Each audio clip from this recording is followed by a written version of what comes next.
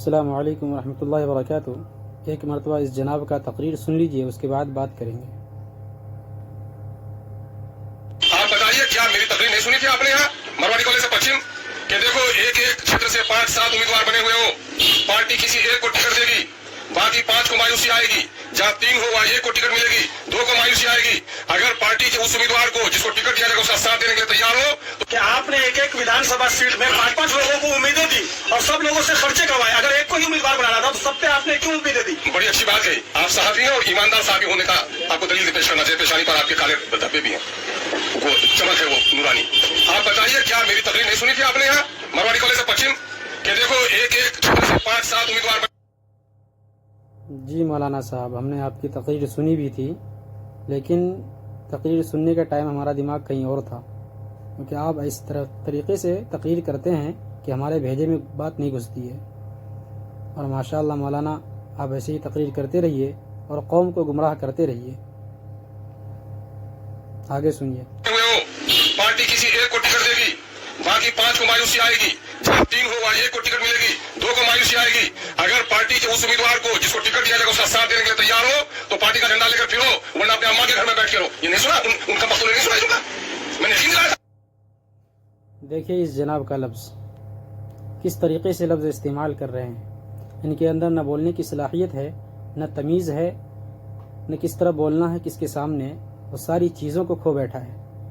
اس کے ذہن میں ایک ہی بات گھس چکی ہے کہ ہمیں صدر بن کر، ہمیں اعلیٰ کمان بن کر صرف پیسے کو دیکھنا ہے اور پیسے سے اپنے جیب کو گرم کرنا ہے۔ ہمیں لفظ سے کوئی تعلق نہیں ہے، لوگوں سے کوئی تعلق نہیں ہے۔ الٹے سیدھے الفاظ بولیں گے اور جو ہے اپنے نام کو بدنام کریں گے، اپنی پارٹی کو بدنام کریں گے اور سیمانچل کے لوگوں کو بدنام کریں گے۔ آگے سنیے کیسے کیسے لفظ استعمال کر رہا ہے۔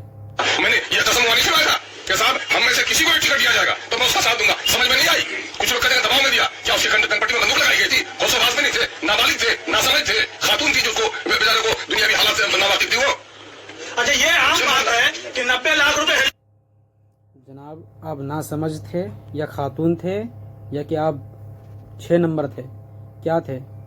آپ نے کس طرح سوچ سمجھ کر ٹکٹ بانٹا ہے؟ آپ نے کس طریقے سے جو ہے یہاں سروے کروایا ہے اور سروے کروانے کے بعد الٹے سیدھے طریقے سے آپ نے ٹکٹ بانٹ دیا؟ کیا آپ نابالغ تھے، خاتون تھے، کیا آپ 6 نمبر تھے، کیا تھے؟ آپ اپنی ثبوت پیش کیجئے۔ آپ اس لائق نہیں ہیں۔ جس طریقے سے آپ بات کرنے کا آپ کا انداز ہے، یہ بہت غلط انداز ہے۔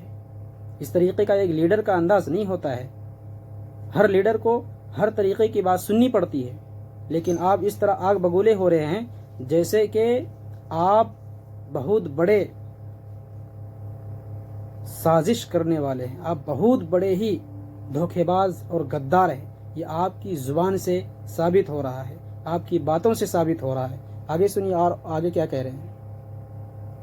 ڈاکٹر کے لیے جمع کرنا ہوگا، یہ چرچا میں اس میں کہہ رہا ہوں، آج بھی کہہ رہا ہوں کہ بھیجو ایک الیکشن میں لوگوں کے خرچے ہو رہے ہیں 90 لاکھ نہیں، 1 کروڑ سے زیادہ میں کانٹیکٹ ہوا ہے اس کا، یہ کون بھرے گا؟ اب اس حساب کا بجٹ بڑھے گا، افطر کا بجٹ بڑھے گا، الیکشن آپ لڑیں گے تو نہیں بڑھے گا پیسہ۔ تو یہاں پہ یہ بات اور سو یہ سارے لیڈر کا، یہ سارے جو ہے دعوے دار جو تھے، کینڈیڈیٹ جو تھے، انہوں نے جو پیسہ خرچ کیا ہے، اس کا پیسے کہاں سے آیا تھا؟ کیا اس کے پیسے آپ کے ابا نے دیا تھا کہ آپ کی اماں نے دیا تھا؟ آپ کی اماں نے دیا تو وہ بتا دیجئے کہ ہماری اماں نے ان کو خرچ کرنے کے لیے دیا تھا۔ جناب راشد صاحب نے 10 لاکھ روپے خرچ کیا اس یاترا کے اوپر، کیا آپ کی اماں نے دیا تھا؟ کیا آپ کی نانی نے دیا تھا کہ پرنانی نے دیا تھا؟ کس نے دیا تھا؟ یا جناب عبداللہ سالم صاحب کو کس نے دیا تھا؟ آپ نے دیا تھا۔ بے فضول کے ان کے پیسے خرچ کروائے۔ آپ نے پہلے ہی ان کو جو ہے امید دلایا کہ ہم آپ کو ٹکٹ دیں گے، اس کے بعد جو ہے آپ نے اس کے ہاتھ سے ٹکٹ کو چھین لیا۔ اس کے پیسے کہاں سے آئے؟ ان کے پیسے کہاں چلے گئے؟ کیا آپ نے دیا تھا؟ آپ اس کا فیصلہ کیجئے۔ آگے سنیے۔ اور اس بات سنیے، ایک کینڈیڈیٹ کو 3 بار لوکل اخبار میں آپ لوگ لیتے ہیں اس کا کام، اور نیشنل میڈیا میں دینا ہے، ٹی وی میں دینا ہے، اور پچھلے بار الیکشن لے کر کے بھاگ گئے، پارٹی پھنس گئی، پیسے ہم لوگوں کو پے کرنے پڑے۔ ابھی بھی کئی لوگوں کو کہا گیا کہ اس کے پیسے ایڈوانس کر دو، نہیں دیے اور ابھی تک نہیں دے رہے ہیں۔ تو آپ پیسے آپ جیسے لوگ کھائیں گے تو بھرے گا کون؟ آپ ہی بھریں گے، آپ کی اماں بھرے گی، آپ کا ابا بھرے گا، کوئی دوسرا بھرنے نہیں آئے گا۔ پیسے کھاؤ گے خود اور دوسرا کوئی نہیں بھرے گا۔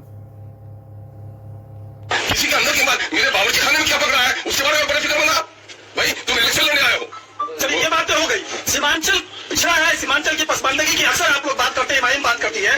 असद साहब हो या आपके इमाम के दीगर लीडरान हो, हैदराबाद जो डेवलप इलाका है वहाँ पे आप बाइक से, फोर व्हीलर से आप चुनाव कैंपेन करते हैं। इस गरीब इलाके में, गरीब इलाके के लोगों से पैसा लेकर हेलीकॉप्टर से आप चुनाव कैंपेन करेंगे, ये क्या मामला है?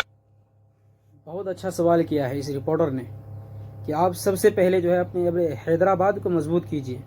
आप इस गरीब इलाके में आकर यहाँ के गरीब लोगों को जो है पैसों के लालच देकर और पैसों से खरीद कर जो है यहाँ के लोगों को गुमराह कर रहे हैं। यहाँ से आपको बहुत बड़ा और बहुत मोटा रकम मिल रहा है, जिसकी वजह से आपने सीमांचल में कदम रखा है।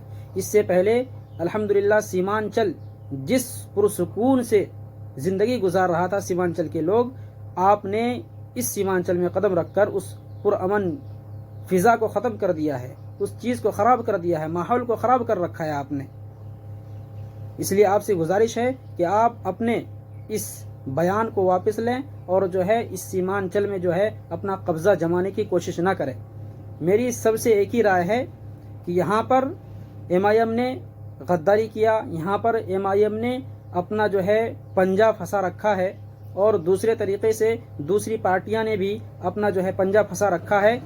मेरा सिर्फ यही कहना है कि इन तमाम पार्टियों को ख़त्म करके सिर्फ अगर हमें ध्यान देना है तो वो सिर्फ महागठबंधन के तरफ ध्यान देना है।